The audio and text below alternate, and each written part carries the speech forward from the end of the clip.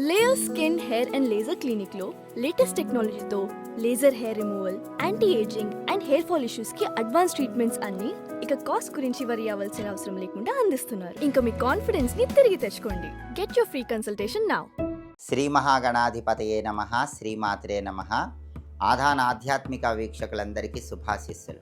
శ్రీరామనవమి పర్వదిన సందర్భంగా ఆధాన్ ఆధ్యాత్మిక ప్రేక్షకులందరికీ సీతారాముల సంపూర్ణమైన అనుగ్రహం కలగాలని కోరుకుంటూ శ్రీరామనవమి పర్వదిన శుభాకాంక్షలు.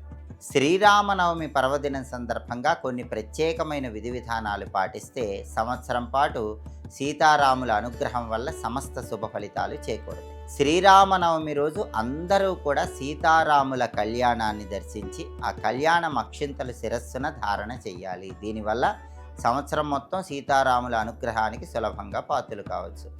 అయితే శ్రీరామచంద్రమూర్తి పుట్టినరోజు శ్రీరామనవమి. పునర్వసు నక్షత్రంలో కర్కాటక లగ్నంలో 5 గ్రహాలు ఉచ్చస్థితిలో ఉన్నప్పుడు చైత్ర శుక్ల నవమి తిథి రోజు శ్రీరామచంద్రమూర్తి జన్మించాడు. శ్రీరామచంద్రమూర్తి జన్మించిన రోజు శ్రీరామనవమి అయినప్పటికీ ఆ రోజు కళ్యాణం చేస్తారు. దీని వెనక ఒక అంతరార్థం ఉంది. సహజంగా సీతారాముల కళ్యాణం ఉత్తర ఫల్గుని నక్షత్రం, ఉత్తరా నక్షత్రం ఉన్నప్పుడు జరిగిందని శ్రీమద్ రామాయణంలో చెప్పారు. మరి అలాంటప్పుడు శ్రీరాముడు పుట్టినరోజు కళ్యాణం ఎందుకు చేయాలని చాలామందికి సందేహం వస్తుంది. అసలు సీతారాముల కళ్యాణం జరిగిన రోజు ఉత్తర ఫల్గుని నక్షత్రం ఉన్న రోజని రామాయణంలో చెప్పారు. అటువంటప్పుడు శ్రీరాముడు పుట్టినరోజు పునర్వసు నక్షత్రం ఉన్న రోజు లేదా చైత్ర శుక్ల నవమి రోజు కళ్యాణం ఎందుకు చేస్తారంటే రాముడి పూర్తి శక్తి సీతమ్మ వారితో కలిస్తేనే వస్తుంది. అంటే శ్రీరామచంద్రమూర్తిని ఎప్పుడు విడిగా పూజించకూడదు, సీతారాములను కలిపి పూజించాలి. అలా కలిపి పూజించాలంటే కళ్యాణం చేయాలి కాబట్టి ఈ ఆనవాయితీ వచ్చింది. అలాగే మంత్రశాస్త్ర పరంగా పుట్టిన తిథి రోజే అవతార స్వరూపాలకు కళ్యాణం చేయాలని చెప్పడం జరిగింది. అందుకే సీతారాముల కళ్యాణాన్ని దర్శించి ఆ అక్షతలు ధారణ చేసినట్లయితే సీతారాముల సంపూర్ణమైన అనుగ్రహం కలుగుతుంది. అలాగే శ్రీరామనవమి రోజు ఎవరైనా సరే ఒక అద్భుతమైన మంత్రం చదువుకుంటే అన్ని కష్టాలు బాధల నుంచి సులభంగా బయటపడవచ్చు. ఆ అద్భుతమైన మంత్రం ఏంటంటే శ్రీరామ జయ రామ జయ జయ రామ. ఇది ఎన్నిసార్లు చదువుకుంటే అంత అద్భుతమైన శుభ ఫలితాలు కలుగుతాయి.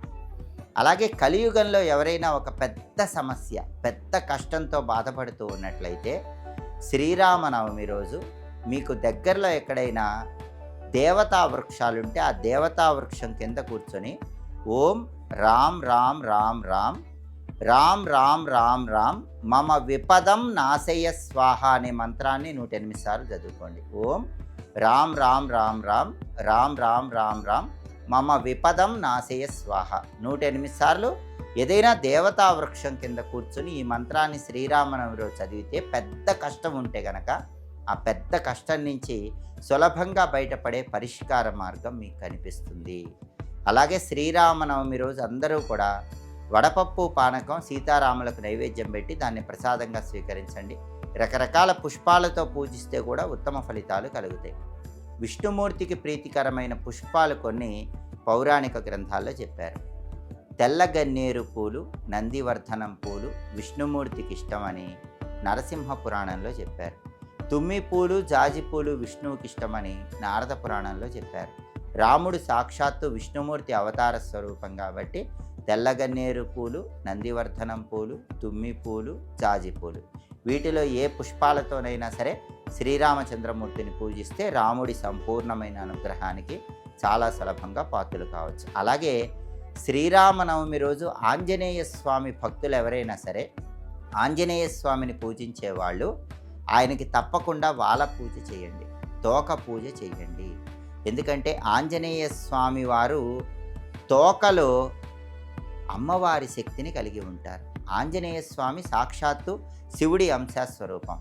ఆంజనేయ స్వామిలో తోక పార్వతీదేవి అంశాస్వరూపమని పరాశర సంహిత అనే ప్రామాణిక గ్రంథంలో చెప్పారు. అందుకే హనుమత్ శక్తి సర్వస్వం వాలయేవ నసంశేహ అంటుంది పరాశర సంహిత. అంటే ఆంజనేయ స్వామి శక్తి మొత్తం కూడా ఆయన తోకలోనే ఉంటుందని పరాశర సంహిత అనే గ్రంథంలో చెప్పారు. కాబట్టి శ్రీరామనవమి రోజు ఎవరైనా సరే ఆంజనేయ స్వామి వారి చిత్రపటంలో ఆయన తోక మొదలు నుంచి చివరి వరకు గంధం బొట్లు కుంకుమ బొట్లు పెడుతూ ఓం కపీశ్వరాయ నమః అని మనసులో స్మరించుకోండి. లేదా ఆంజనేయ స్వామికి ఉద్వర్తనం అంటే ఇష్టం కాబట్టి గంగ సింధూరంలో నువ్వుల నూనె కలిపి ఆ గంగ సింధూరం బొట్లైనా సరే ఆంజనేయ స్వామి వారి తోకకు అలంకరణ చేసుకోండి. అలాగే అరటిపండ్లు ఆంజనేయుడికి నైవేద్యంగా సమర్పించండి. ఇలా శ్రీరామనవమి సందర్భంగా ప్రత్యేకమైన విధి విధానాలు పాటించండి. సంవత్సరం పాటు సీతారాముల అనుగ్రహానికి, ఆంజనేయ స్వామి అనుగ్రహానికి ప్రతి ఒక్కరూ సులభంగా పాత్రలు కండి.